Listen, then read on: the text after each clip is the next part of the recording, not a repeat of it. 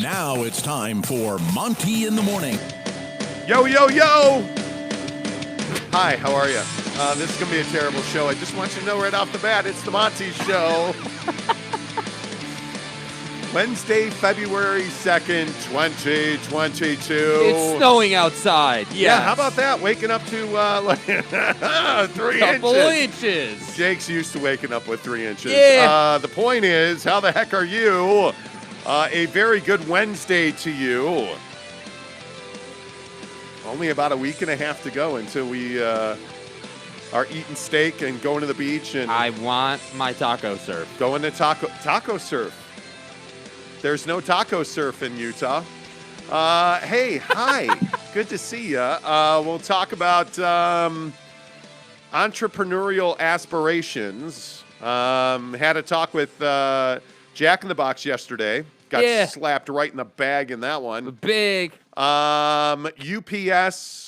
Slapped you in the big. Got slapped in the bag on that one. Yeah. Brian Flores. Yeah, he got slapped in the bag too. On to Cincinnati. Yeah, thanks, Bill. We have got to talk about this issue with race in the NFL. I don't know how you get around this. I don't know how you get around it. And we've talked about this 1,000 different times in 1,000 different ways. And is the NFL struggling with a race problem? And I simply would say, yes, absolutely. The NFL is struggling with a race problem. And I don't, at the end of the day, when you sue somebody, you're looking for an outcome.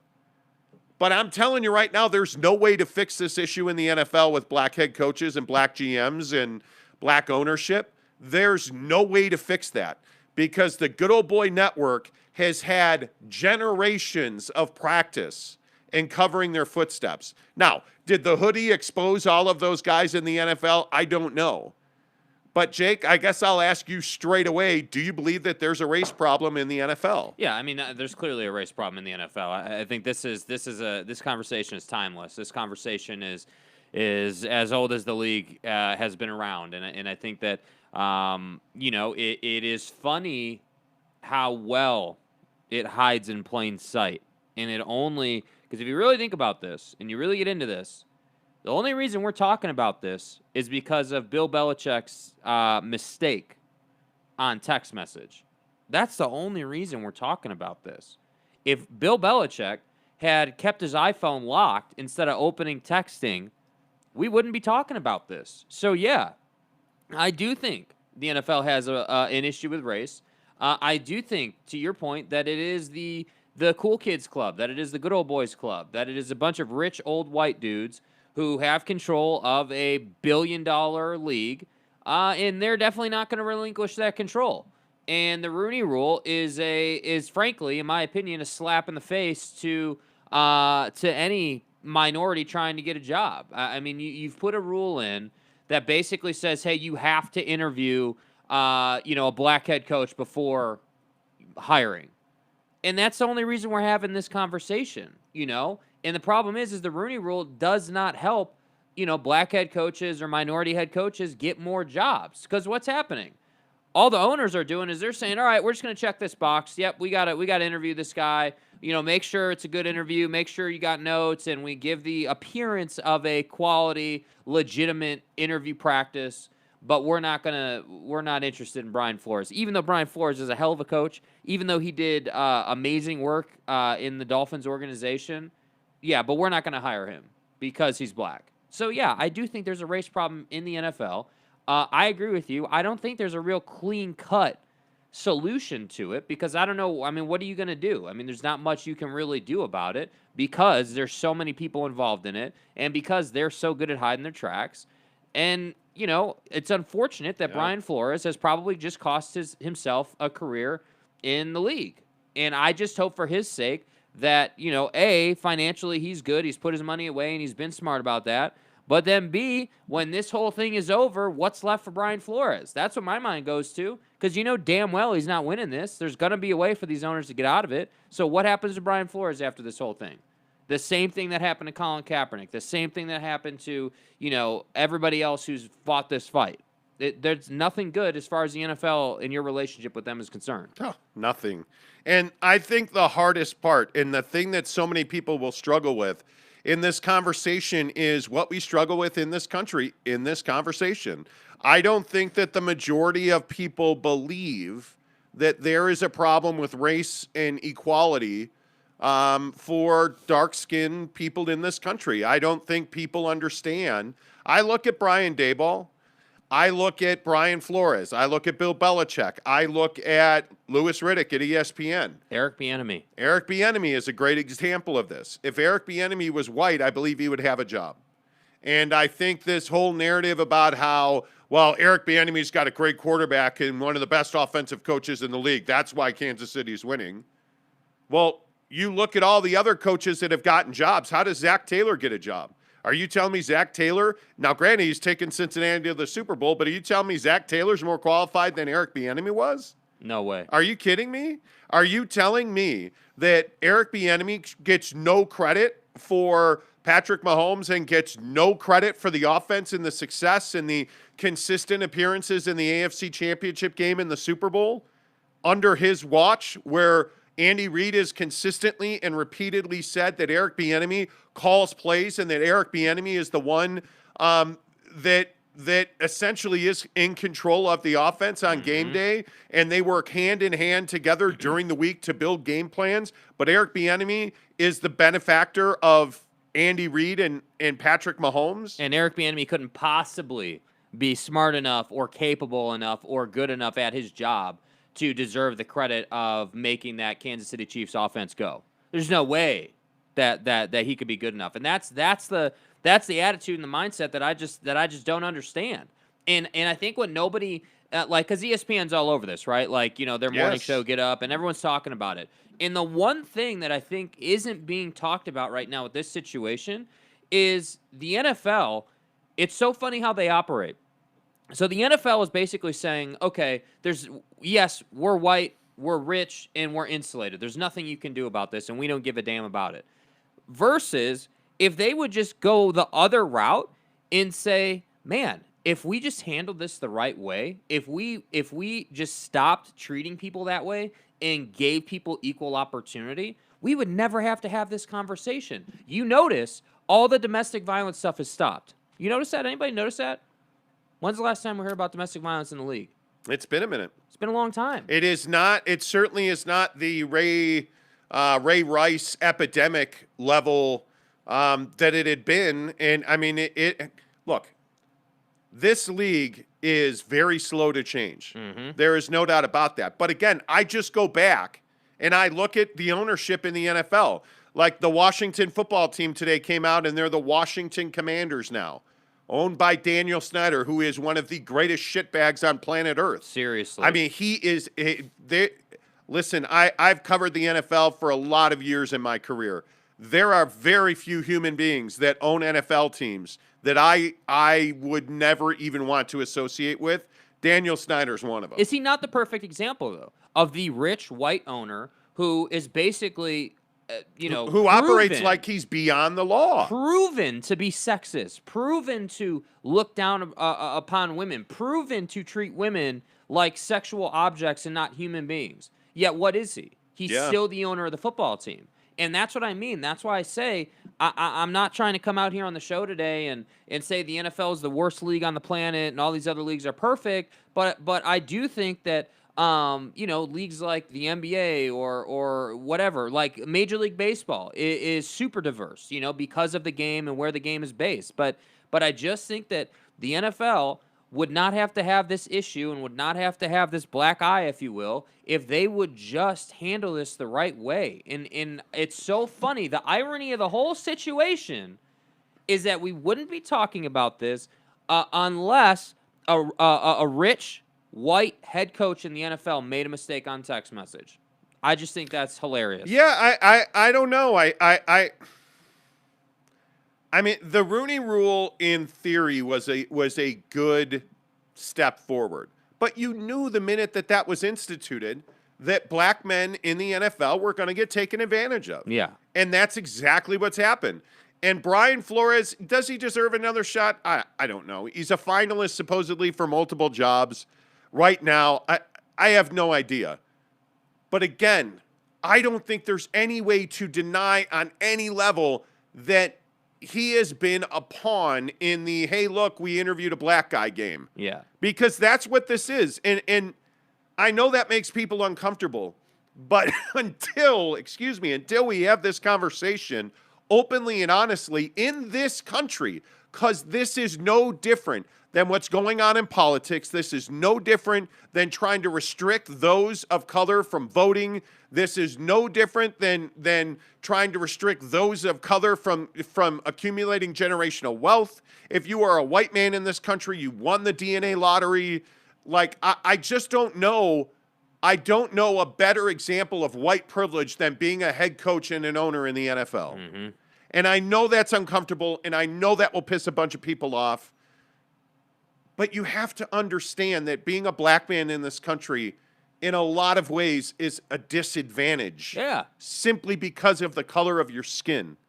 And whether that is violence and brutality in law enforcement, whether that is hiring practices, whether that is voting rights, no matter what you want to call it, until we fully embrace the fact that we have a problem with race in the United States of America, it will never get fixed. It won't get fixed at the polling place.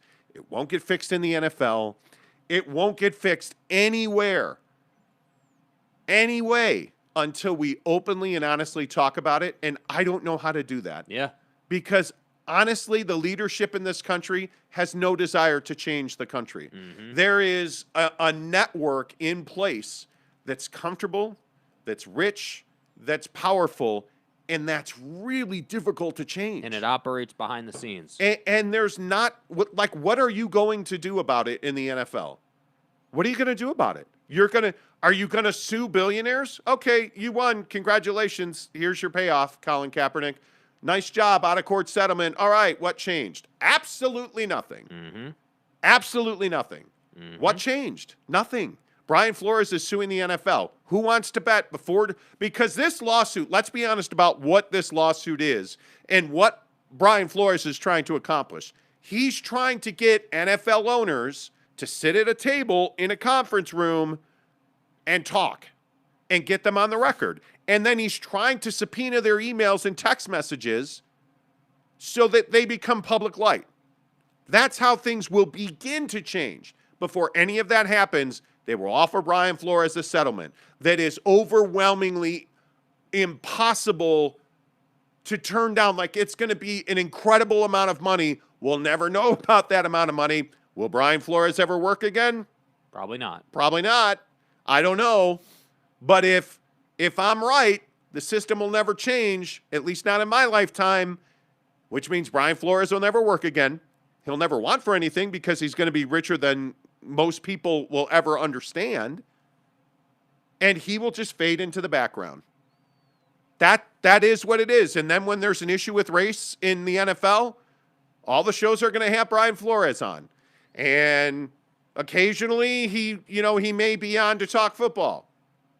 But he'll never probably work for an ESPN broadcast partner. Mm-hmm. My guess is he will never work as an NFL coach again, and he acknowledged that.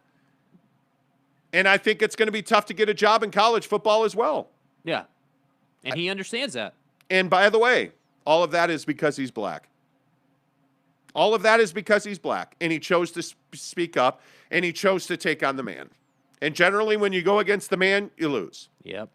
So, again, I'm sorry if that upsets you. I'm sorry if that offends you. And sorry if you're offended by that. Yeah, Bill. I mean, it is what it is. Edgar Garcia, good morning to you, players, he says. What's up, Edgar? Says, taco surf business opportunity, Jake. Absolutely. Yep. Good morning, Tim and Jake. Eric and Raleigh is live on the show. Eric and Raleigh. Hello, friend. Wow. Welcome back. Welcome back, Eric. Cody Strickland says, morning, guys. Jeremy Bolton says, good morrow, fellas. Good morrow. Good morrow? Okay, yeah, sure. No, Mm-hmm. good yeah, morals. right. I have a hard time believing Bill Belichick makes a mistake like this, Eric and Raleigh said. I kind of agree with that. Cincinnati. He made a mistake. No, he didn't. No, he didn't. Okay. I seriously doubt that he made a mistake. Well, When does Why Bill would Belichick? Bill Belichick want to be put in this position, dude? Because one of his best friends in the world is getting fucked by the NFL and its ownership cycle. Brian Flores and Bill Belichick are very close. He is a Belichick guy. I think that Bill has advocated for Brian Flores. So help me understand this then. Why would Bill Belichick want to be in the center of this whole thing? I don't know that he wants to be in the center of it, but I think, you know what, the overwhelming probability is he made a mistake. Okay, I can get down with that. Yeah, but there's a possibility that he did that to out the NFL owners and help Brian Flores in this plight. Because Bill Belichick, the one thing you'll never say about Bill Belichick is that he's a racist. You're never going to say that because he's not. I mean, the guy is that's not who Bill Belichick is. I don't think Bill Belichick is a racist. I think he's an old man who is one of the best coaches, if not the best coach in NFL history. And the guy texted the wrong person. We've all done it. But is Dayball even close to Flores in your Rolodex? Yeah, by last name it is. F and D. Yeah, I don't think that's a mistake you could easily make. Well, I don't. I think that I understand. Listen, my you know guess questions is he's going to have to answer on this. Yeah, and I think he's fine with that because I think Bill Belichick is a bit fed up that a lot of guys that have come up under him. Look at Gerard Mayo right now. He's interviewing for jobs. He's not going to get them. Josh McDaniels gotten 2 now. Yeah, Josh McDaniels is also white. That's my point. Yeah, and he was a miserable failure the first time around. And he owned that. And then he screwed the Colts the second time around. Mm-hmm. And now the third time around, he's getting hired by the Raiders. We did what we did. You know what I'm saying? Like, I think it's going to be, I don't know. I tend to agree with Eric that there's a chance. Brylark, good morning to you. Tanner says racism in the NFL. Sadly, a tale as old as time. It is. Agreed. It is. Sir Robin says, is the racism systematic or is it just localized in a few areas? No, it's systematic.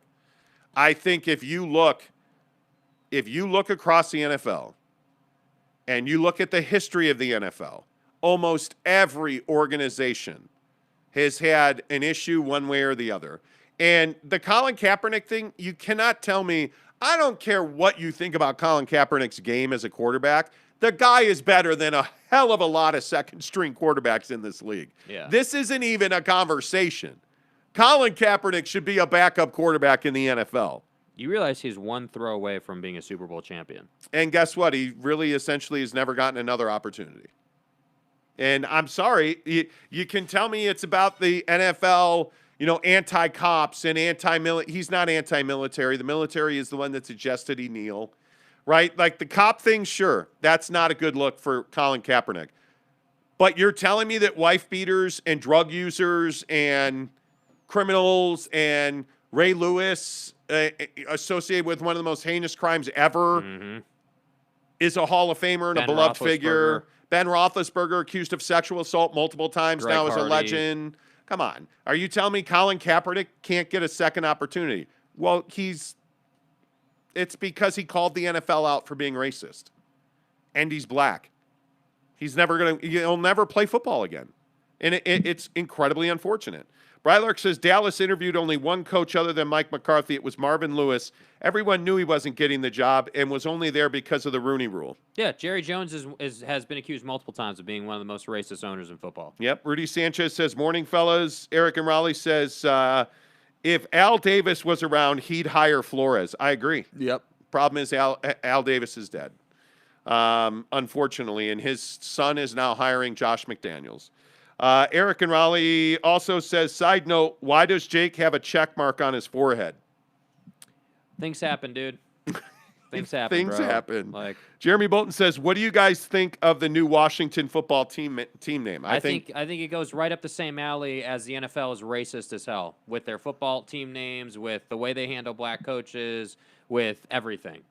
And it's funny. It's almost like a funny coy joke that's being played that today we want to celebrate the Washington Commanders, formerly the Washington Redskins.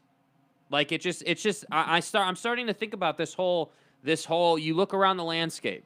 We haven't even brought up the fact that the Dolphins owner allegedly asked Brian Flores to lose games. so that they could get draft capital. Brian Flores, in his lawsuit, is accusing Stephen Ross, the owner of the Dolphins, of offering him $100,000, I believe it is, per game that he would lose so they could get a better draft pick. So let me get this right.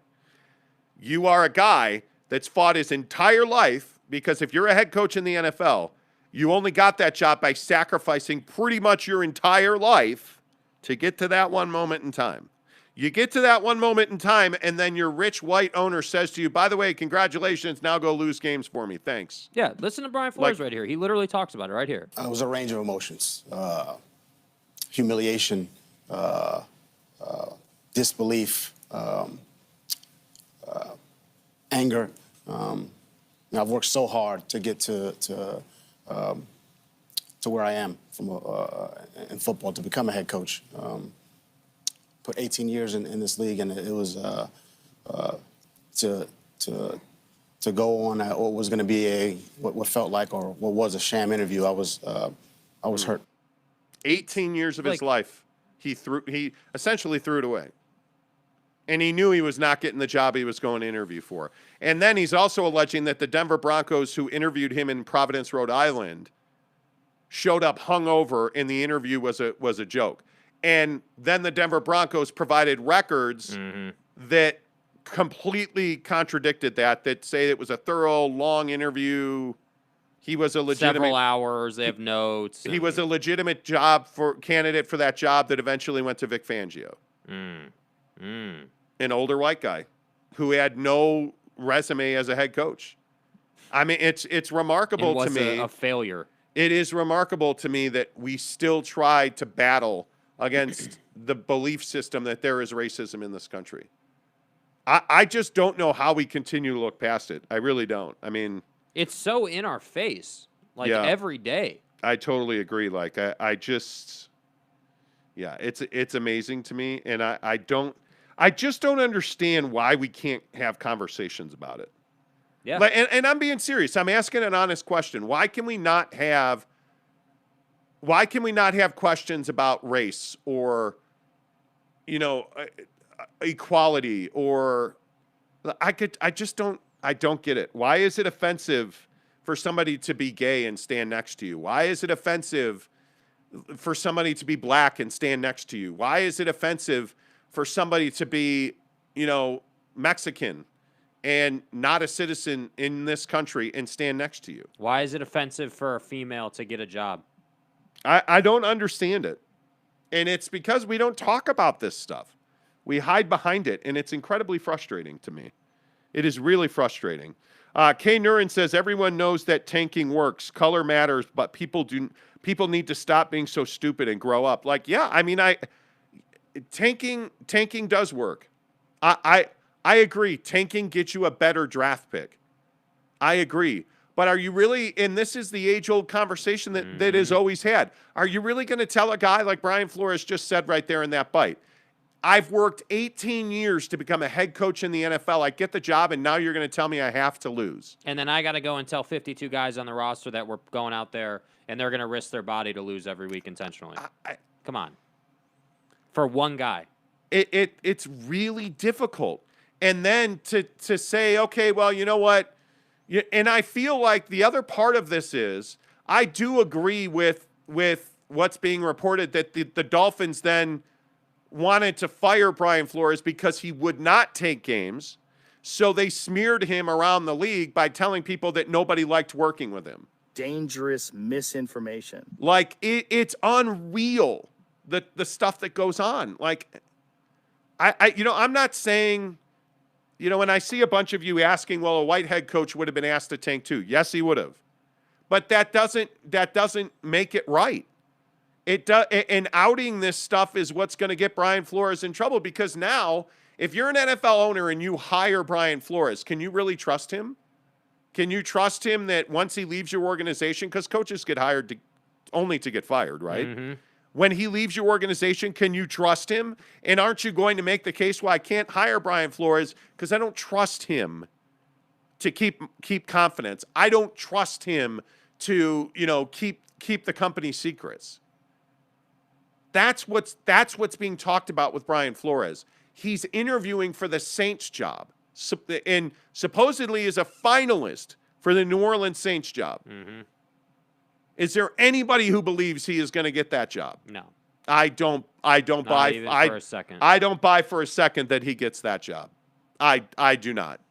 Urban Meyer is getting hired before Brian Flores can get a legitimate interview for his next position. How That's does that crazy. happen, dude? How does that happen? A guy who facilitates a culture and an environment of domestic violence is getting more opportunity in the league than Brian Flores. And I just don't know why Brian Flores did it. Is it worth it? You are not. It's no not. matter what Brian Flores does, is there a win here for Brian Flores? He just gave away. Other than the money, no. He gave away an entire life's work. And he'll likely never be a head coach in the NFL again. Is it worth it? I don't know. Clearly, he decided that it is worth it. In my opinion, I think that is a very difficult question. A, because I'm white, I'm not black, so I don't have his perspective. B, I think just in my opinion, with the perspective I do have, I think it's probably not worth it because I think you've seen what's happened leading up to you being at this fork in the road, if you will. You know, you're going right, you're not saying anything, you're just going to keep going, or you're going left, you're rocking the boat. You may get a settlement, but you're never going to coach again. And if you're Brian Flores, and he did talk about it a little bit, you know, about the fact that, hey, working in the NFL, even if you're not a head coach, even if you're like a coordinator, you're still making bunko money. You're still making insane money, you know, top-end money, and your family's well taken care of, and you can put your kids through college without thinking twice. Like, you can do all this life stuff.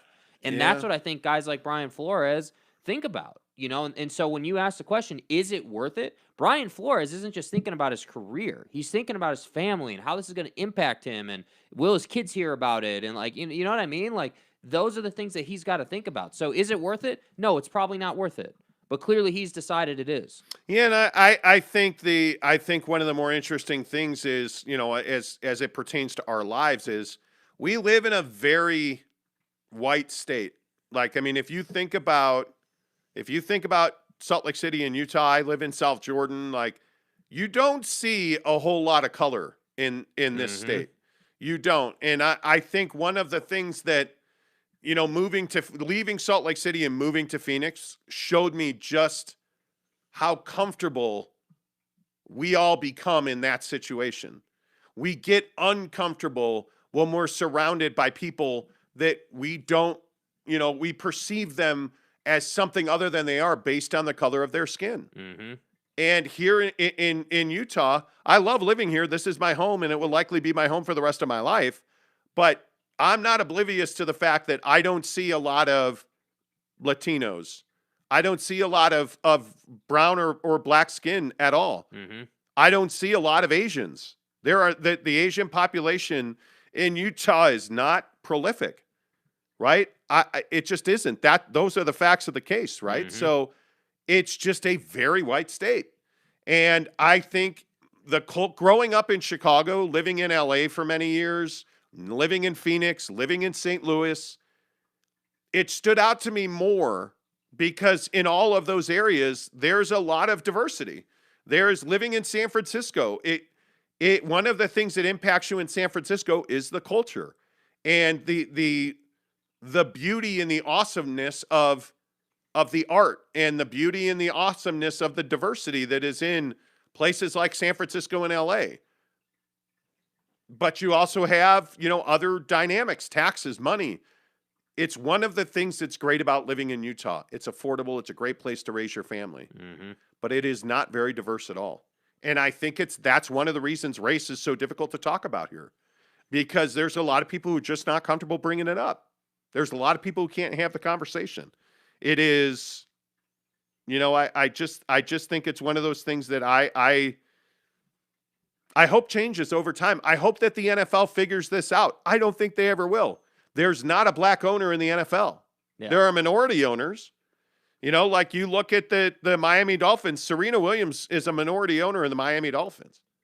You know, I mean, that was brought up on SportsCenter this morning, or Get Up this morning. One of the first things they talked about was that you have Latino and African-American owners in the minority in Miami.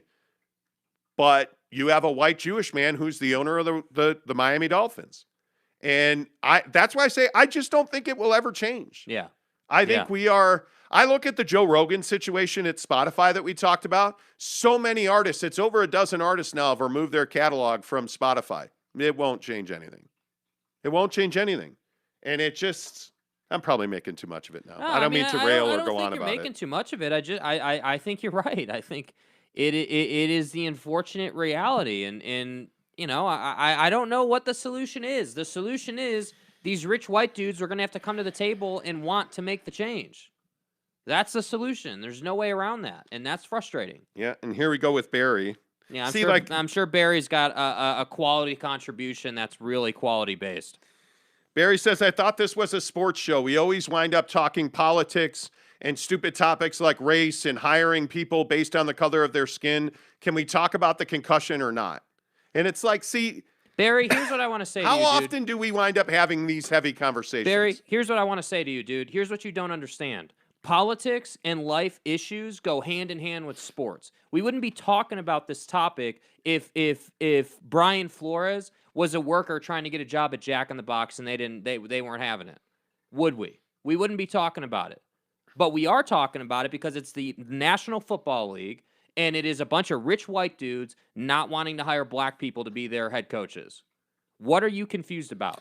Yeah, Sean Mierzinski says if the tanking thing is real and he ended up taking the money, is he just as bad as, or maybe even worse? Yeah. Yeah, my guess is he didn't take the money because he's suing and he's using it in his lawsuit. Yeah. Greg Hawkins says, I'm Asian. Even I was on the receiving end of racist insults and comments growing up in Utah. And I'm pretty white looking too. Lots of slanty eye jokes and small D jokes. Slanted eye jokes and small D jokes, Greg Hawkins says. I am not here for the comments about, That's frustrating. Hey, is like Barry, I'm not here for that kind of take out of you. Yeah, I'm just telling you right now. And you know, the funny thing is, Greg makes a great point. If you look at the Asian community, look at how much hate and you know, frankly, look how much crime has been committed against Asian Americans because of coronavirus. Mm-hmm. And the seed of racism. The Kung flu. The seed of racism that our politicians sowed into the Kung flu and the Chinese flu and the China virus, the Wuhan virus. And you have irrational people taking that out in violent manners against Asian Americans simply because slanted eyes and simply like that right there, what Greg Hawkins said right there. Greg was a kid when that was happening. What does a 5-year-old black kid know about racism? Only what he's taught.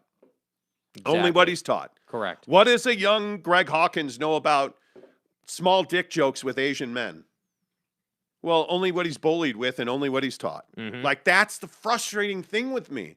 There are black fathers in this country today talking to their sons about Brian Flores. I guarantee it's happening. Talking to their sons about getting pulled over by white cops. How many, exactly, but how many white fathers are talking to their kids about Brian Flores? I don't know. How many white fathers in this country, and you and I have talked about this at length in our lifetimes, but how many white fathers are talking to their kids about white privilege? Probably not enough.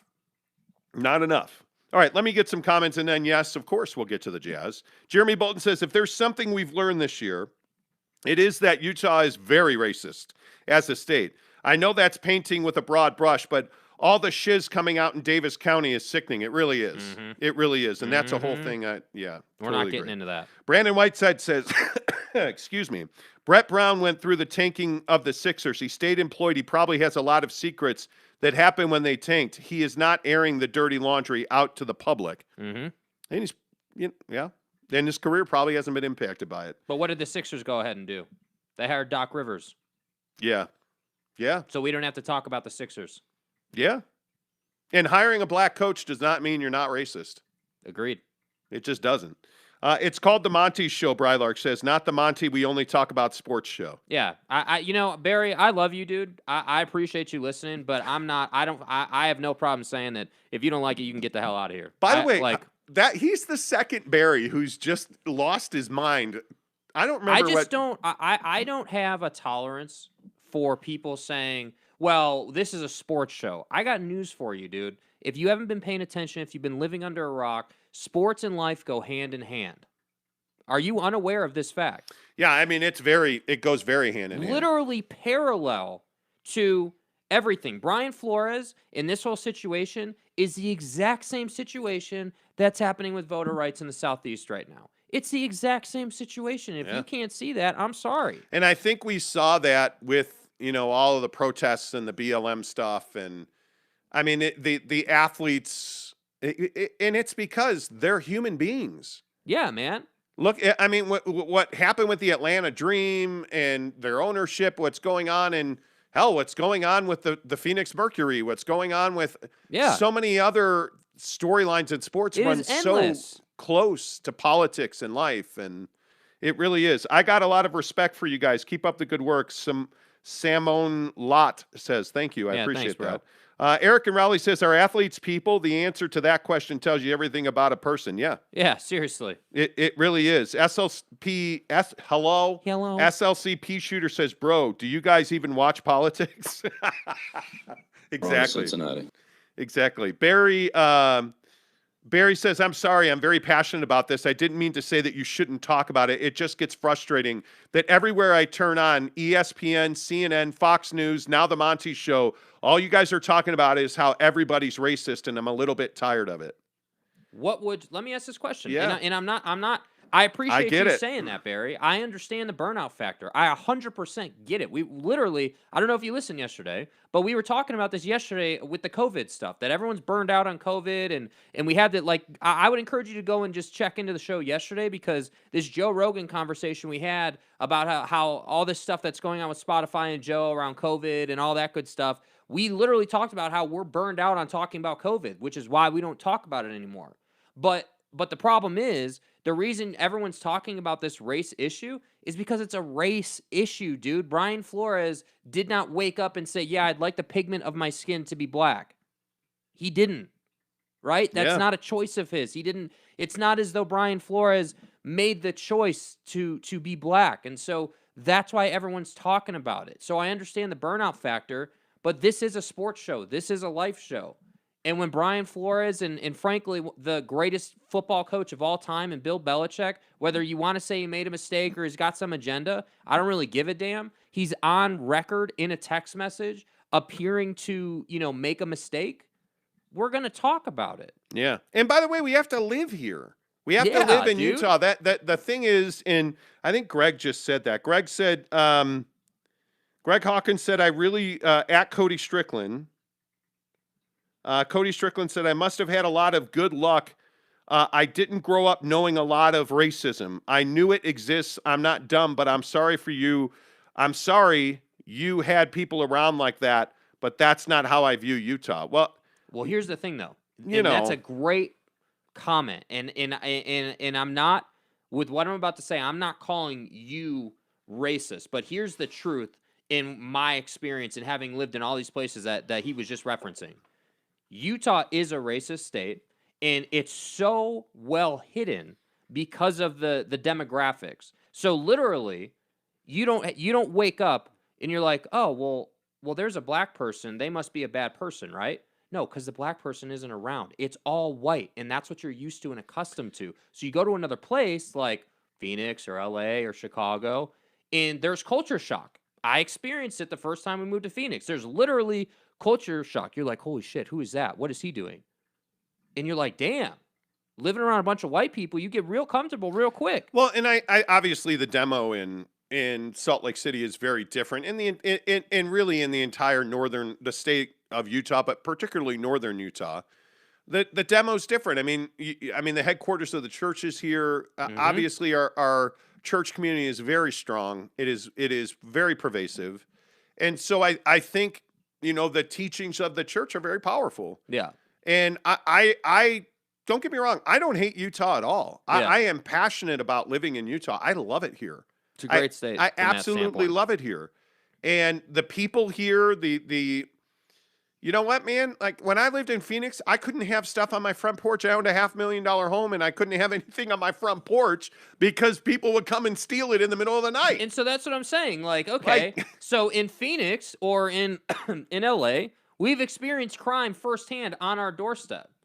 In Utah, you don't really have to worry about that. And so I want to be really clear. I'm not saying that every white person in Utah is racist and judgmental towards black folks or Latino folks or Asian folks or whatever the case may be. But what I am saying is that when you are a white person living around a bunch of other white people, yeah, there's an opportunity You're for insulated, you not man. to experience. Yeah, you're insulated. Yeah. You're not going to experience culture and like in the teachings of other people. When you live in Utah and you're white, you have privilege. Yeah. Nobody's looking at you like, Yeah. what's that guy doing? Nobody's when you walk down the street in Utah and you're white, nobody's like, oh, we should cross the street. When you walk down the street in a neighborhood in Utah and you're black, people will be like, wait, what? Like, people will look, that's reality. And I think that's reality in a lot of places. I choose to live in Utah. Yeah. I can live anywhere I want. Yeah. Literally anywhere I want. Yeah. I choose to live in Utah because it's a great place to live. Mm-hmm. The quality of life is great. I'm passionate about the mountains. I'm passionate about snowboarding. This is where I choose to live. And I have almost no ability to change anything here. So it is what it is. Eric and Raleigh says, hey, Barry, you're frustrated. Now put yourself in the shoes of people who aren't white. Tell me about burnout then. Yeah, seriously. Yeah, and I also want to say on the Barry thing, like Barry, I really do appreciate you prefacing the comment, right? I appreciate the second message to say like, hey, I'm burned out, and like, but I just think you have to understand that not every day you're not gonna come on this show every single day and just get like, you know, just the soft kind of vanilla conversation. When something like the Brian Flores thing happens, or if you've been listening long enough, the Colin Kaepernick situation back in the day, or like when things happen, they need to be talked about. They need to be worked through. Yeah.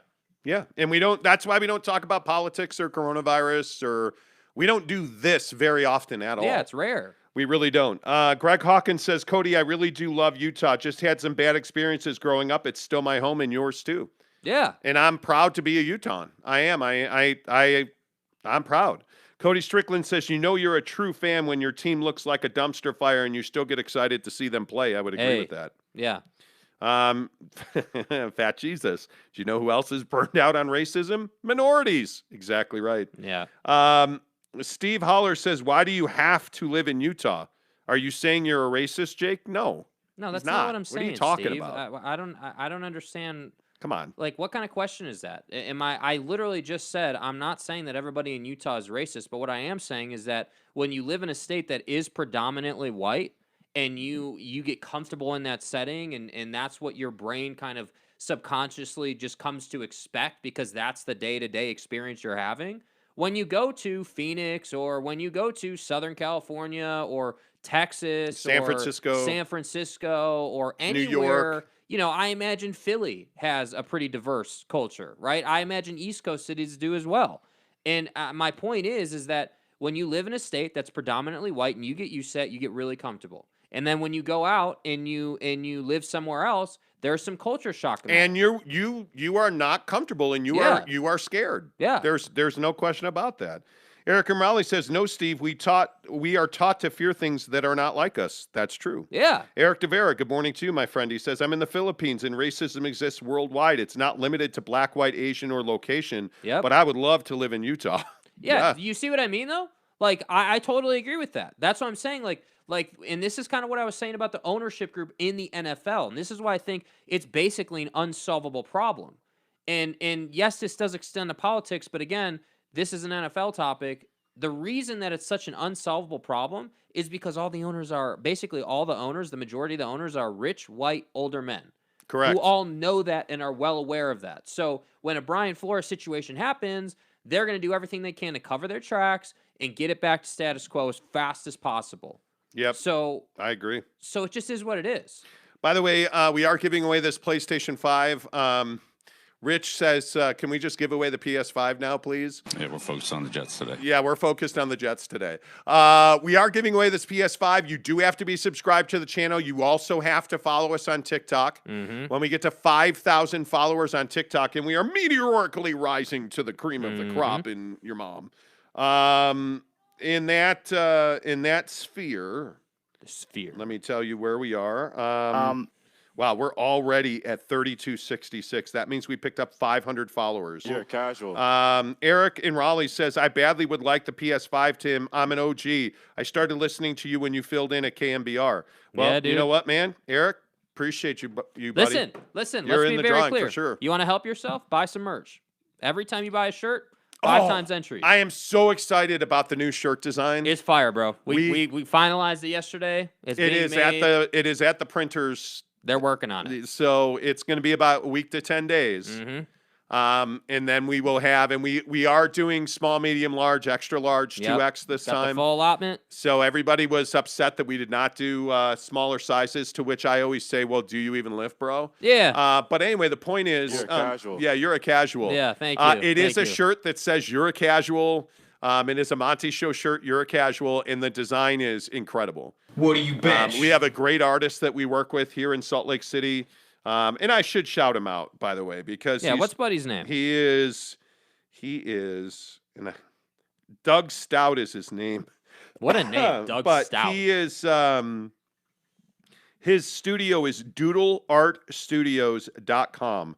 Doodle, DOODLE, artstudios.com. They're definitely real. Doug Stout. He is our artist. They're all one-of-a-kind designs. Yep. And he's fantastic. And the process is very easy. Yeah, we just working with him. Yeah, we exchange designs and we taught. Like it's great. He is fantastic. Neville says 3X tall for me. I don't have 3X tall, but I do have a 4X tall. Quentin Moyer says, is the shirt that says you're a casual? Yes, this is the shirt. This is the shirt, bro. It literally says across the top in script writing, you're a casual. Yep. Brandon Whiteside says, doesn't racism increase when you take non-racial issues and throw them into racism? Meaning Flores' incident is a dumpster fire of a team wanting to tank. He took the job and didn't follow the plan. I don't know. Did he know the plan? Man, I don't know. Jeremy Bro. Bolton says, I'm getting a new shirt. Give me that PS5. Guys. Yeah, can we really Does quick? the we design need to have get a to the math Jazz. equation on it? It Dude, does we not. need to get to the Jazz here, but I want to address something. Tanner's like flipping out yesterday after the show, messaging us, making sure we don't hate I Tanner. feel bad dude. about this. Real quick before we get to the Jazz, I actually feel bad about this. So we joked a little bit yesterday that when I pulled Tanner's name, and the piece of paper is actually still sitting right here. When I pulled Tanner Plummer's name out of the box of thousands, which I still can't believe I pulled Tanner Plummer's amazing. name. I said, we should redraw. Like we were just having fun with it. Tanner, I feel like Tanner got upset about it, and I don't know Stop that disrespecting me, bro. Tanner's here, but Tanner, we were just having fun, man. Tanner, I don't think that Tanner understands his status on the show and that he has become a character of sorts. Yes. Like we have people who ask us to imitate your voice and Guys. like it. Tanner, you're a character on the show. Yeah. So, you elicit a response one way or the other. It's not personal. I've never met Tanner. I don't know him. I'm going to go to his house Saturday night at 6:30 to deliver him. Casual. Yeah, I'm going to deliver him the Xbox. Yeah. Tanner, you're great. We appreciate you. You're a legend on this show. You are similar. You're never going to be Grocock Just because of his name, dude. I mean, nobody will ever be does Grocock. Grocock even listen anymore? Like, I don't even think that Grocock is on the show anymore. No, he got his Xbox. Yeah, Why he is got what listening? he needed, and he's out. He's out. Yeah. Yeah. Quentin Moyer says, count me in for the shirt. Nice. Appreciate that. Eric and Raleigh says, all I'm saying, Tim, is that you should rig the PS5 giveaway for me.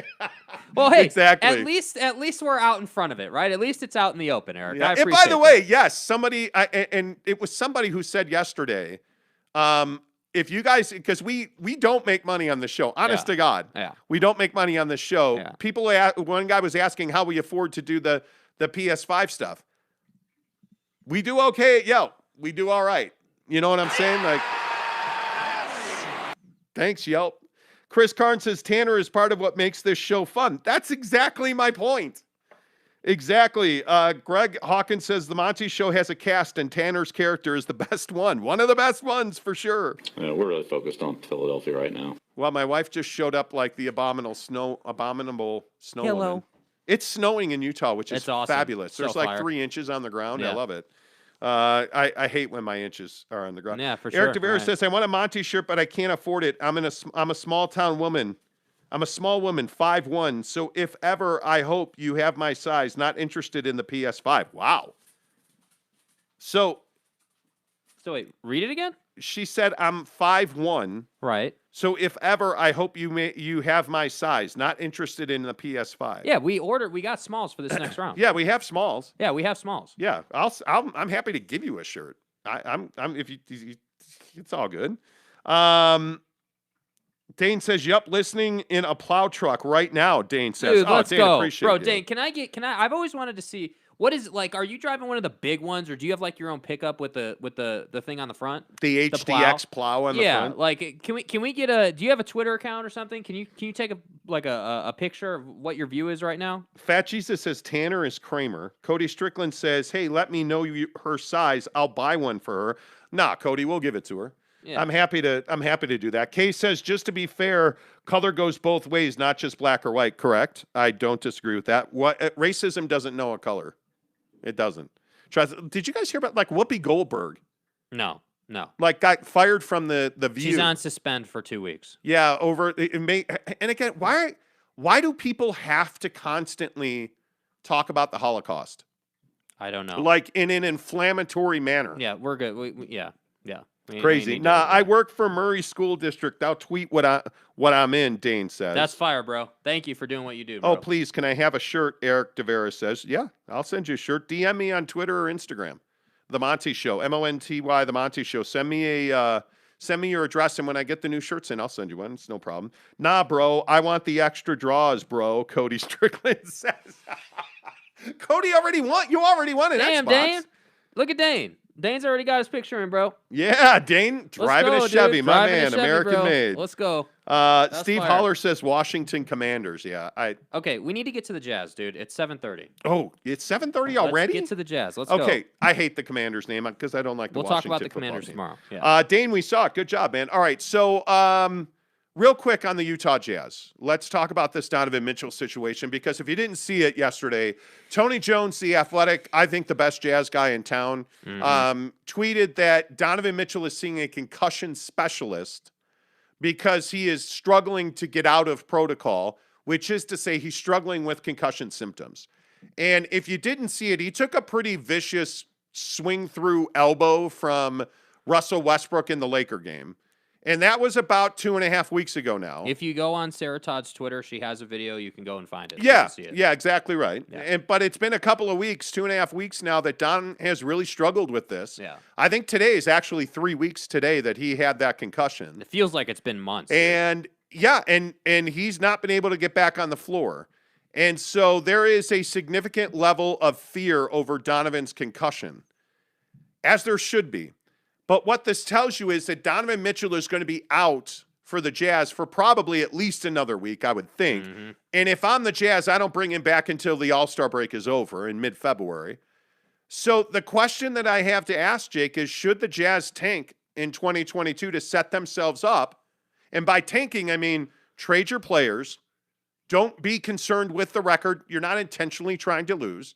But don't be concerned with winning every game. Don't be concerned with your record. Be more concerned about developing the young talent that you have and setting yourself up for the summer spending spree. Is that the right move for the Jazz? Yeah, I think there's a lot of credence to it. I think with where you're at in the season, with the injuries, not only to Don, I don't think this is a unique to Donovan Mitchell situation. I mean, yes, he's dealing with this, but you got to look at Rudy. We just lost Joe Ingles to a torn ACL. Like, you've had some injuries on this team, and I think that, you know, with where the West is at, I think we can all agree that this Utah Jazz team in its current version is not going to beat the Suns, and you're not going to beat the Warriors, right? To get to the Western Conference Finals and then ultimately to get to the NBA Finals. So to me, I think, yeah, there's a lot of credence to it. I agree with you. It's important to say, no, I don't think you're going to go out and intentionally lose games, which is technically what tanking is.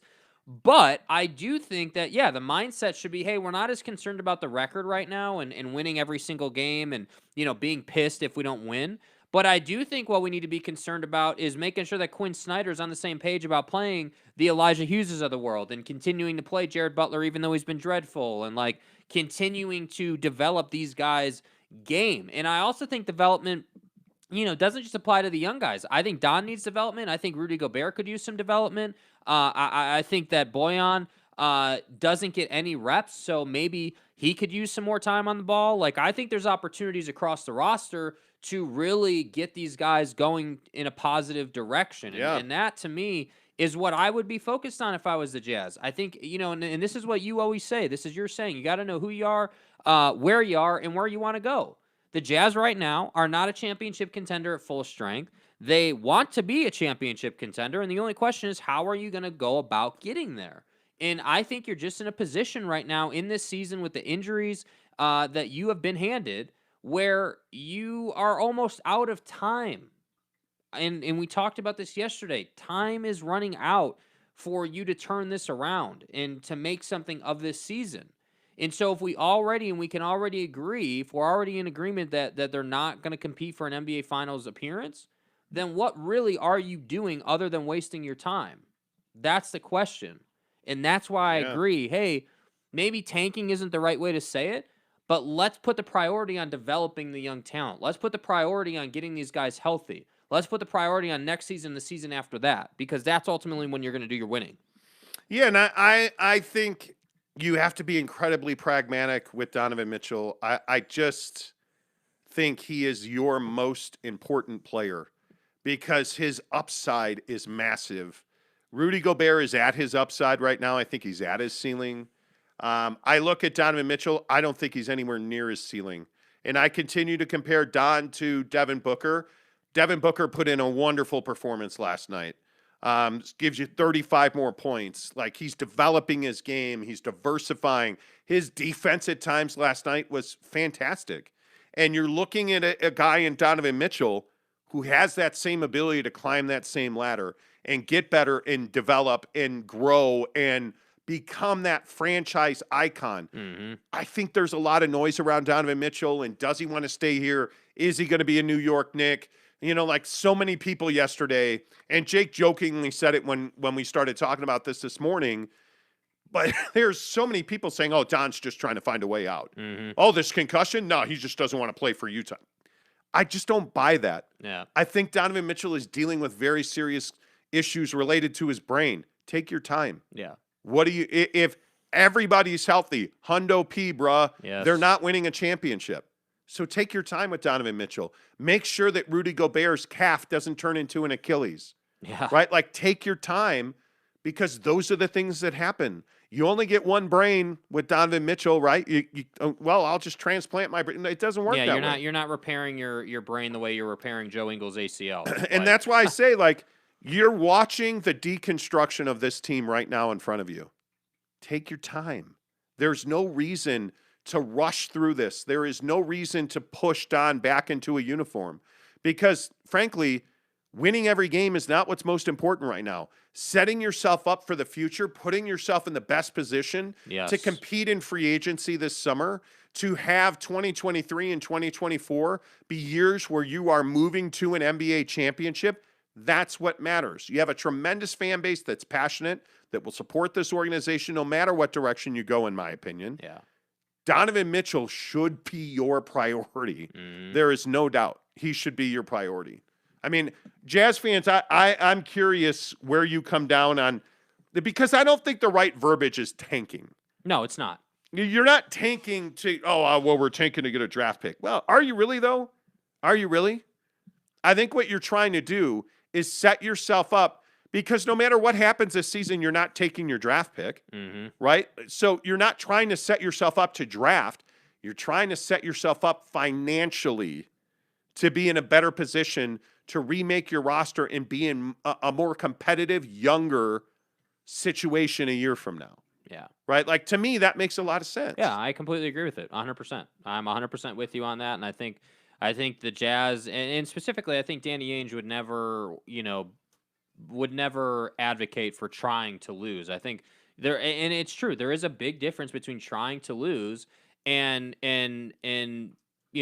putting the emphasis on development and not caring if you win or lose, but caring, hey, what was the plus minus tonight? What are the turnovers? What are the areas where we can improve in individuals' games to get to a better team quality? And that's what I think they need to try to do. I think, you got to figure out, I truly believe, no matter what this team turns into, after all the trades and everything like that, I truly believe that this team will forever be defined by the relationship between Donovan Mitchell and Rudy Gobert. And I think that that's the beginning and the end for this team right now, regardless of a Joe Ingles injury or Jared Butler being crap the last 5-6 games, or you know what I mean? Like all that stuff, that's all fringe perimeter type stuff. Like the core issue of this team now, and basically as long as these two are on the same team, is their relationship. Because if Don is not going to play pick and roll and feed Rudy when the situation dictates it, they're never going to get to where they need to go. So I just think that that's where the club needs to start.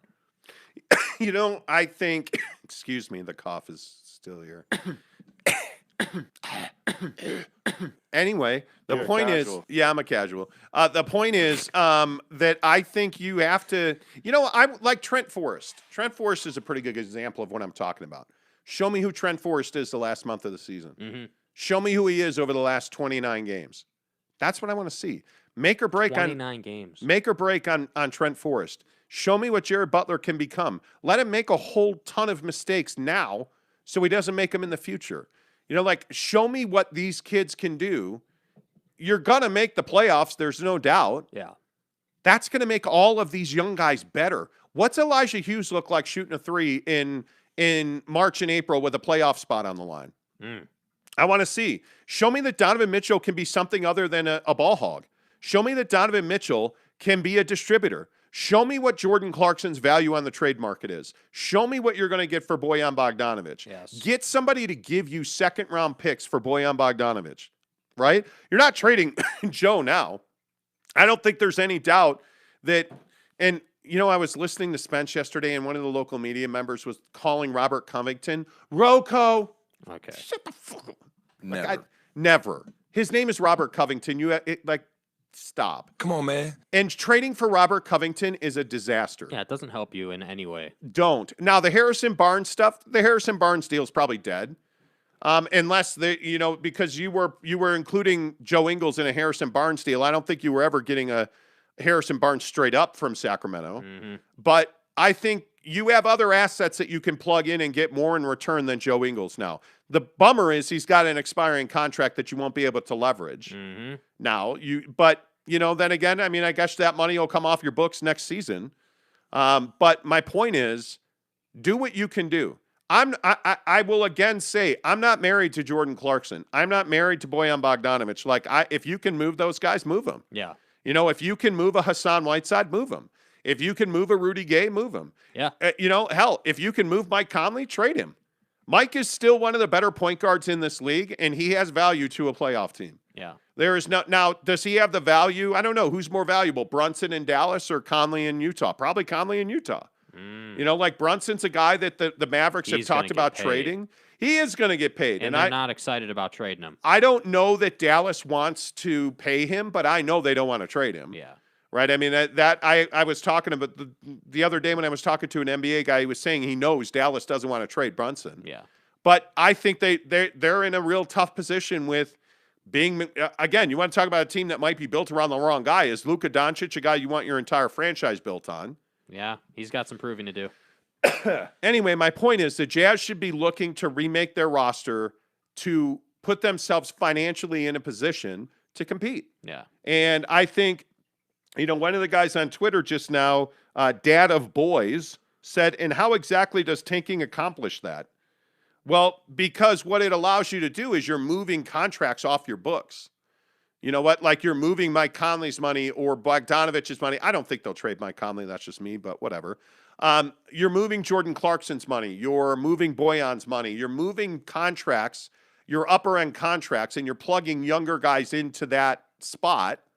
And then next summer, when you're not paying luxury tax or as much luxury tax, you have a little more flexibility to go out and rebuild. Yeah. Right? And hopefully you're getting second rounders.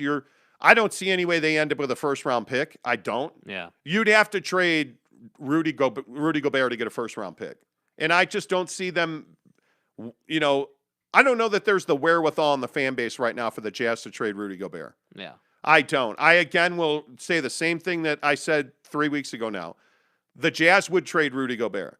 If they could trade Rudy Gobert, I am told they would absolutely make that deal. The only guy that's untouchable on this roster right now is Donovan Mitchell, and I have no doubt in my mind that if they could trade Rudy Gobert, they would.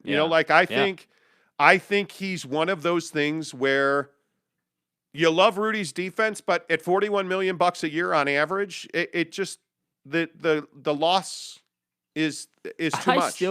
I just want to say, I still give Rudy's representation a lot of credit for getting his ass $41 million a year. That is some kind of accomplishment. I say more power to you, Rudy. Bro. You're worth what you can get paid, and somebody was willing to pay you over $200 million. I'm going to say this again. Congratulations. I don't blame Rudy Gobert for his contract. Yeah. I don't. I don't blame Rudy Gobert for the Clipper loss. It's not his fault. He is playing, to me, he is playing at his highest, best ability. That's what he is. Yeah. You know what? And I look at, it's the same thing I say about court. I look at Jaren Hall. This is a perfect example with Jaren Hall. Jaren, what are you doing in the offseason to make sure that next year you can play every game? What are you doing this offseason to build your body into being able to take hits? What does Tom Brady do? What does LeBron James do? Well, we know what Tom Brady does. Yeah, steroids. And he eats Giselle's Bunchton. I've never taken steroids. It's lidocaine and B12, please. Lidocaine and B12. My point is, guys like Tom Brady and LeBron James, look at Michael Jordan's story. Like the best athletes in the world in the history of athletics pump millions of dollars into their body. I've never taken steroids. Right? They pump millions of dollars into their development. If Chris Brickley and Carmelo Anthony never met, is Carmelo Anthony in the NBA right now? Yeah, I guess I'll have to figure something out. He's not. No. But he paid Chris Brickley stacks of cash, worked on his jumper, and now he's a knockdown mid-range and three-point shooter who was in demand in the offseason. Lost a bunch of weight, got back in shape. I'm telling you, that's what this team needs. That's what Donovan Mitchell needs. That's why I love that he's a Brickley guy. That's why Elijah Hughes paying Chris Brickley to develop him, that tells you where Elijah's mind is. Give the guy minutes. He's produced for you. Yeah, and that jump shot is nice. I already know what Jordan Clarkson is. I already know what Bojan Bogdanovic is. I already know what Rudy Gobert is. But how much of like the Jordan Clarkson struggles or the bogey struggles or just the struggles of this team, how much of that is around just the feel of this season? Because I do think there's some credence to what some of the media is saying about, man, the season has just felt dreadful. It's just felt negative. It just felt like kicking a balls. You didn't get better in the offseason. Yeah. How much heat did we take over the summer for saying this is not a championship team? You're a casual. Oh, you guys even watch Jazz basketball? Well, my question is, do you watch the rest of the NBA? Because I do. Yeah, seriously. I don't care. I know you watch Jazz basketball. Yeah. Do you know who Jonathan Kuminga is? Do you know who these young guys around the league? Anthony Edwards. John Morant. Are you watching LaMelo Ball develop into one of the best playmakers already in the NBA? Shaq comparing LaMelo Ball to Penny Hardaway on an interview on NBA on TNT. Which I thought was a really good comparison. Like, as a playmaker, it's there, man. Like, I look at all the young talent around the Western Conference. Yeah, dude. It's terrifying. I look at all the young talent around the Eastern Conference. It's terrifying. Do you realize the Milwaukee Bucks are a game and a half out of first in the East? You know what I'm saying? Like, that's a team. You look at the Chicago Bulls. The Chicago Bulls are winning with a bunch of guys you've never heard of. The Cleveland Cavaliers. Evan Mobley is a stud. Darius Garland is a stud. Like, Kevin Love is resurging. Look at Kevin Love playing with his back to the basket, openly talking about using the Kobe fade. Like, you look at the rest of the league, the Jazz stood still. The rest of the league kept on walking. And some teams kept on running because they're getting Klay Thompson back. Yeah, dude. Some teams are running already because they're getting Paul George and Kawhi Leonard back. And some teams can't get up off the ground because Anthony Davis won't get healthy. And then everybody's like, oh, the Lakers are a joke. They're old. Well, what's going to happen when they trade for John Wall? After the street closed Davis. Now, LeBron's hurt. He's got this knee injury, but what are they doing? They're not rushing him back. Are the Lakers at all panicked that they're not one of the top 6 teams in the NBA? They're not. They're not. Because what are they going to do? They're going to let LeBron get healthy through the All-Star break. They're not going to rush him back. What's the difference then between the Lakers and the Jazz, in your opinion? I think it's mindset. The Lakers view themselves right now today as competing for an NBA championship. So they're desperate. Losing is not an option for the LA Lakers. Yeah. For the Utah Jazz, not only is losing an option, it's an expectation. You and your fan base expect not to win a championship every single year. And now Ryan Smith has showed up and he said, hey, look, I got $1 billion. This isn't good enough anymore. So Dennis Lindsey, hit the road. I'm bringing in Justin Zanuck. I'm going to elevate him. I'm bringing in a minority owner that has NBA experience in Dwayne Wade. And then I'm going to put in Danny Ainge, my good friend from BYU, who's got experience building championship contenders and championship winners. If you ain't first, you're last. So now everybody's like, you can't trade Rudy Gobert. Watch me. What are you, nuts? Watch me. Watch me trade this roster. Watch me remake this roster. By the way, when they do it and they bring in different talent, you're going to go back to the team store and you're going to have them heat press you new jerseys for the Jazz. You have a deal. Because they're going to win. But Jazz fans are so sure, and they assume that the Jazz are going to lose because there's not a championship culture or history here. But I look at a team like Golden State. Golden State expects to win an NBA championship this year. The Phoenix Suns expect to win an NBA championship this year because they're better this year than they were last year. And what did they do? Did they go out and make sweeping roster changes? No, they didn't. But you know what they did? They went and got a little addition like JaVale McGee, who's got rings on rings. Like Landry Shamet. He's been there. He's done that. Like, they went and got little additions who've been where they want to go. Mm-hmm. And you have Chris Paul, who by all accounts spent a bunch of money in the offseason building his body. I look at Devin Booker. Devin Booker is a superior offensive player this year to who the guy was last year. The Jazz need to do that. The Jazz need to have the belief that if I don't make the Western Conference Finals, if I don't make the NBA Finals, it's a failure. Mm-hmm. And it's not good enough. And here's how you know that that's not the culture around the Utah Jazz. Because Donovan Mitchell is telling, supposedly, if you believe the rumors, he's telling people, and his people around him are allegedly saying, hey, you know what? All I want is to be in a larger market where I can win a championship. And the shit hit the fan as soon as that came out. Pack your shit. Let's go. If you're a Jazz fan, you should be like, hot damn, finally. We have a guy who only wants to win championships. Let's do it. But you're so concerned about Rudy Gobert, who you can't win a championship with, and who has never talked about winning a championship, who has never won a championship, who even on his Olympic team was supposedly the most important player, didn't play the last 5 minutes of the gold medal game, and Evan Fournier took that game over. And you're so worried about building around him, and you're so pissed that Donovan Mitchell supposedly, and by the way, I have it on really good sourcing, that Donovan Mitchell told the Utah Jazz, I want to win a championship. And the Jazz said to him, so do we, so we're going to build a roster around you. We're going to do everything we can do financially and player development-wise to win a championship.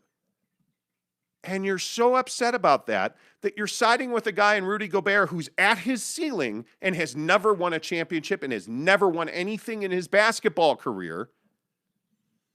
And you're willing to throw away the prototypical championship player in Donovan Mitchell because he said he wants to win. Shame. So who's wrong and who's right? I got news for you. Donovan Mitchell's right. You're wrong. Donovan Mitchell's attitude is right. Your attitude is wrong. Because that's what you need. You need a mentality that if I don't win a championship, I failed. Facts. That's it. What is Karl Malone known for? Being the best player who's never won a championship. Y'all feel me? You want to be Karl Malone or you want to be Donovan Mitchell? Because I'll take Donovan Mitchell. Period. So you better check yourself. Okay, I feel better. Good. I mean, hey, that was excellent. Excellent. Shamet has not been good at all. They don't need him to be good right now, bro. They need him to make shots in the postseason. Eric and JaVale Raleigh McGee says has been very good. Eric and Raleigh says the Warriors are legitimate championship contenders this year and already have the next generation to stay at the top with Kuminga and Moody. Yep. Don't even mention Wiseman. James Wiseman is the guy that I would point to, but I think they're going to trade. I think they'll trade Wiseman. I think Kuminga is really showing them that he's got the top side. Yeah. Jonathan Kuminga is. I know I've espoused out there. I got ripped on Twitter for this the other day too. I love the guy. I think his up. Yeah. Slurp it up, baby. I think Jonathan Kuminga is stud. Fabulous. Yeah. Fabulous. Yatala C says, how is CP3 36 years old? Some players in the Jazz should learn from him. True. Yeah. Jeremy Bolton says, boom, Jaron Hall has been working his arse off per his Instagram in the offseason to be able to stay healthy. Jaron Hall talk is the best talk. To his credit, Jaron Hall has supposedly, when I was talking to a BYU guy about Jackson Dart, one of the things that one of the BYU guys I talked to said is Jaron Hall is all in on football. And in the past, Jaron Hall has not been all in on football. And the injury to the shoulder is what changed his perspective. What do you bet? He got landed on in the ASU game down there. TDS is home in Provo. Yeah. When they played ASU, they landed on his shoulder. And he wound up. That really changed his perspective. So this season, this offseason into the summer, he is all out. He's sold out on getting his body into football shape and being able to withstand the beating that a football season requires of you in college. And I think he's going to make or break in spring football. Spring football this year I think spring football is where he's going to write his legacy. Yeah. I truly do. He needs to be an elite quarterback the minute that they blow the first whistle at spring football. Yeah. All the way through fall camp, all the way through next January. Yeah. Jaron Hall's got to be the guy because he has a chance. Jaron Hall, now that he supposedly has gotten very serious about his physique, he has a chance to be a really elite football player. And the thing I've always told you is your best ability is your availability. And he, for 2 years, has not been available. So let's hope that changes. Yeah. All right. He's a bum. All right, let's talk about sex. No, I'm kidding. We talked about race. We might as well just throw in sex. No, I'm Sorry kidding. if you're offended by that. Real quick, I want to vent about UPS before we talk about what business I should open. Man, I'm really upset with UPS. For the third time, UPS claimed to have delivered a shoe to my front door, only for it not to be there or anywhere else. I'll drop that motherfucker. And this time, I'm not going to let it go because it is an Air Jordan 1 Bordeaux, which is a beautiful shoe that I've tried to win for a while now.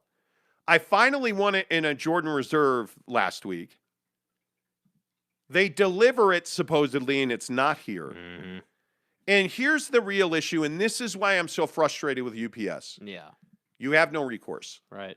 So you call UPS and you say, hey, MFers, you said you delivered it. You didn't. Oh, well, did you check your neighbor's house? Did you check, did you fly to Seattle and check if the package is in New York? Suckmyass.com. And they're basically like, yeah, there's nothing we're going to do about it. Well, you know what, man? We'll open up an investigation that'll lead nowhere and get you no answers.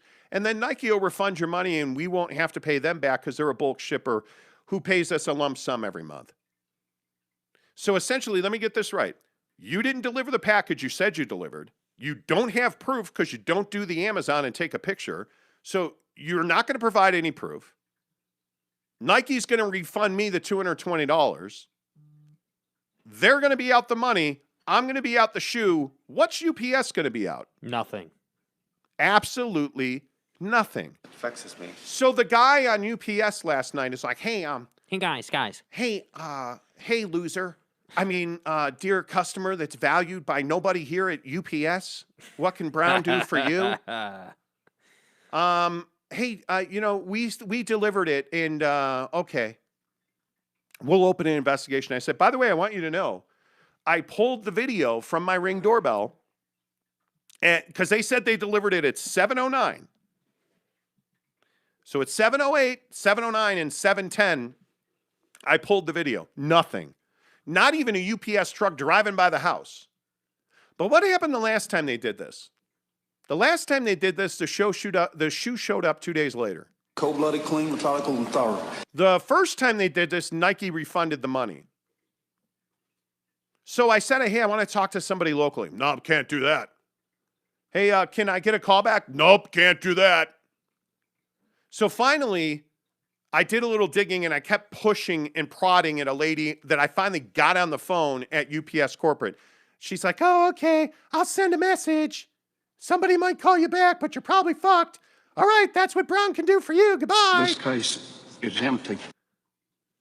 So what do you know? I got a phone call. Well. But because Apple hates me, I was on focus. Oh, my God. Come on, guy. So I missed the call. I call the number back, and the lady leaves me a message. Hi, it's Susie Q Screw Off from UPS. Okay, fuck you. We're browning you. And she essentially said in the message, there's nothing we can do. You're screwed. We might look at it. We probably won't. Yeah.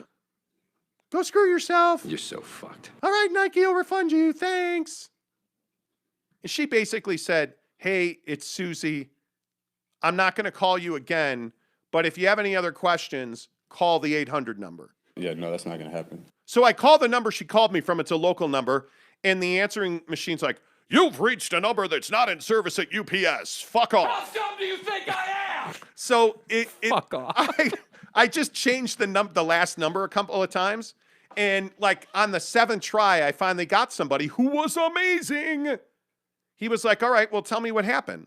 He knew who I was right when I called. He's like, okay, Mr. Montemayor, tell me what happened. How does he know who you are? I don't know. Because I said, hey, I missed a call about a package. And he goes, oh, yeah, Mr. Montemayor, that was our dispatcher. And he's like, but tell me what happened. I said, well, this is the 3rd time I go through the story. He's like, you know what? Here's what I'm going to do. I'm going to kick this up to the area director. Because what happens is, and I didn't know this, apparently when a UPS truck goes back to, Brownville, wherever they go. Brownville? they park their truck, and apparently they plug in the truck or something, and it downloads their GPS. So they know exactly where they were. They plug in their little fan doodle machine thing where they scan your package. They plug it in. They combine the two pieces of information so that when he says he delivered it at 7:09, it'll look right where his truck was sitting at 7:09. And he said that's an overnight process. So in the morning, the area director is going to call you back, and we're going to have looked at the GPS information, and we'll be able to tell you the scan and where he was when he scanned the packages delivered. Mm. So the local guy was actually really helpful. I think his name was Michael. When I woke up this morning, I was feeling pretty dangerous. Now I'm waiting for a phone call. It's 8 o'clock. Where's my phone call? I want my phone call. By the way, there's a huge drop on Nike today. I want it. Now, I'm not that interested in it, to be honest with you, because, well, frankly, what kind of trash are we got today? it's all dunks. Oh, Today is the dunk release at 8 o'clock. But real quick, we are way late, so we only have about 5 minutes to talk about a 15-minute topic. Yeah. Why don't I talk about opening up a franchise, a business? Right. So I actually did get more information out of Jack in the Box yesterday. And, Man, you had a productive day. Not really. So I had communicated with Jack in the Box, and I was set up to do a new franchisee interview because they have to pre-qualify you financially, net worth, cash on hand, all this stuff. Now, was this an interview that was actually going to work out, or was this a sham interview? No, I'm white, so I actually got a legitimate interview scheduled. Okay, got it. We're on to Cincinnati. See, what happened we was... We did what we did. Sorry if you're offended by that. Oh, my God. Oh, sorry, my bad. Go ahead. Sorry. So I had this interview set up, and they canceled it as though I was Brian Flores. And they explained that I didn't have the net worth. And I was like, well, without telling you what my net worth is, me and Mrs. Monty talked about it, and we felt like we were more than qualified net worth-wise. Yeah, for instance, in shit. Yeah. We were more than qualified. Yeah. They canceled it anyway. So I emailed the director of franchising for Jack in the Box. And she she told me, well, the interview was canceled because we are now on a waiting list for franchisees in the state of Utah. Yeah, I guess I'll have to figure something out. The Salt Lake Valley is fully committed franchisee-wise. So Jack in the Box franchises right now are on a waiting list in the state, and there is not even a waiting list in the Salt Lake Valley because they are fully allocated. The franchises and the proposed essentially, they have a map of where all the locations are going to be. Yeah. And the market is already fulfilled to that point. So I cannot open a Jack in the Box franchise. In fact, I do qualify for that. But it started us thinking, okay, well, shit, then we're going to open a Taco Bell, right? Because who doesn't love a good pinto bean? You're a casual. Exactly. So we were thinking about different franchises to open. Yeah. So what food category does Utah lack? Well, the first one that comes to mind to me is probably fast casual Mexican. Yeah. Because you really are either Chipotle, which really isn't Mexican. Okay, yes it is. It is in that they make tacos and burritos, but to me I look at Chipotle as healthier fast food unless you want E. coli and your butt will run. But anyway, the point is, so Chipotle's one, but Cafe Rio really is the only fast casual Mexican food here. Yeah. If you think about like Mi Rancheritos where we get trashy tacos. Betos, see, again, Betos It's different. Yeah, it's different. It's different. It's not fast casual. You can drive through. Yeah. It's fast food. Yeah. It's a step above Taco Bell. Yeah. So I think Mexican's one. I think there is an oversaturation of burger joints here. Agreed. But there are some big burger nameplates that are not here. There's some big ones that I'm not going to mention, but there's two big ones that are not here that I would look at. But if you were going to open any food category, what would it be? Yeah, it would. I mean, it would probably be, American or Mexican. Yeah, because I think what comes to my mind is Mexican food has a much lower operating cost, based on the type of food you're making. So that would be attractive to me. But I think, a good burger place is tough to beat. People want their burgers. Eric DeVera says, open a Taco Bell here in the Philippines. Filipinos are technically the Mexicans of Asia. Wow. Wow. Okay, self-deprecating. That's funny. Greg Hawkins says Subway is pretty easy franchise to open, I hear. It is. We actually know a guy that owns 20-plus Subways in the Northwest. U.S. Americans. Franchise a Whataburger. So good, BB says. Oh, I like it. But you don't even like Whataburger. It doesn't matter. It doesn't matter if I like it or not. It doesn't make money. Yeah. Frank H. says, who misses 2 weeks with a concussion? I've watched pro and college football my whole life and never seen it. We're not going down that route, dog. He has a real concussion. I'm not doing that. Yatala C. says, Italian food is highly ranked. Look at Valter's prices. True. Nerdlock GA says, FYI, Monty, if you run out of options, any idiot can open a Subway. Just saying. But if I'm going to open a Subway, am I not just going to open a Jersey Mike's? Because Jersey Mike's is like 10 times better. Duh. Jersey Mike's is amazing. My wife actually nodded her head yesterday when I said, what about a Jersey Mike's? She's like, yeah. Greg Hawkins says, the only two Taco Bells I know in the Philippines are in Trinoma and Mega Mall. Well, I mean, I guess I'm moving to the Philippines. We're on to Cincinnati. We need a Jack in the Box in Salt Lake City. There are 20 allocated franchises for Jack in the Box. I want my Jack tacos. I want it. Brylark says Jersey Mike's is awful. What? Bro. You watch your mouth. Yeah, dude. We're going to put you in timeout if you say that again. You watch your mouth, sir. Okay, we have to go. We really have to go. We don't have to. We should. Yeah, we have to go. We can do whatever we want. Yeah, okay. So we'll keep talking about this. Yeah, tomorrow we'll spend more time on it. Because I want to talk about business ideas. If you were going to open up a business, fast food, real estate, you name it, whatever it is, tomorrow on the show, come up with some ideas. Let's brainstorm how to spend my wife's millions and stuff. Yeah. Until tomorrow, say subscribe to this channel to get a PS5. Buy a T-shirt from us. The new merch drop is about 10 days away. You're a casual shirt coming up in 10 days. You want to get ahead of that? Send us $25 on Venmo with your address 5 times entries at the Monty Show _ on Venmo. That gets you 5-1 to win the PlayStation 5. Until tomorrow, say goodbye, Jake. Goodbye, Jake.